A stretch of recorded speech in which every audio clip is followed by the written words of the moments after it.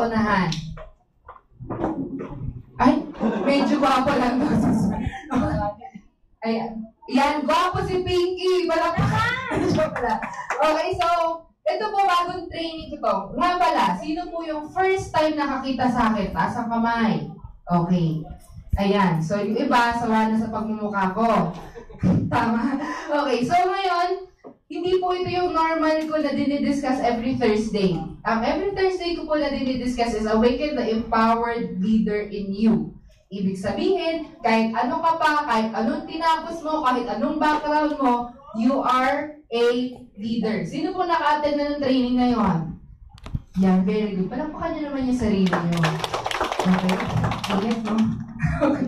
So ngayon, naisip ko naman, since ang daming members ng V-Mobile na minsan nawawala ng pag-asa, okay? Minsan, ma-reject lang ng isang beses, quit na, or minsan, ma-offeran lang ng konti na mas mababang offer from other company, go na.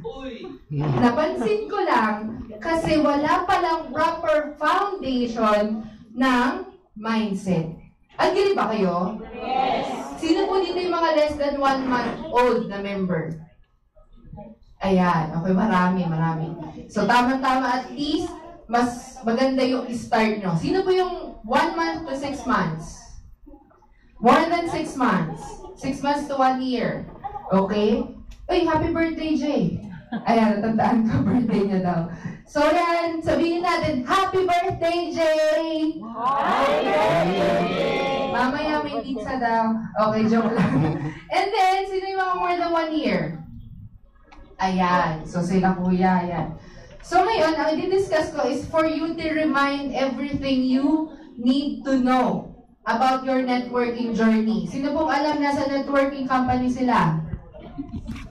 Yung iba, napasubo ata ako. Hindi ata. Okay, so, bakit ko ba ito yung di-discuss ko? Kasi nga nakakalimutan na natin yung foundation. Okay, so ibig sabihin, maaaring pwede mong sabihin na, alam ko na yan, umattend pa ako ngayon, sayang naman. Sayang pamasahe, sayang effort. Okay, sayang ang pagki-Candy Crush. So, ito po kasi, opo, alam nyo na talaga to. But you need to be reminded. Kasi minsan yung mga simple stuff, yun yung mga nakakalimutan natin. Masyado nang advance yung mga alam natin, yung mga basic stuff, hindi mo na naaalala. And these basic principles, yun yung mga kailangan mo para pala maging successful sa networking journey mo. Sino gusto maging successful sa V-Mobile? Taas ang kamay.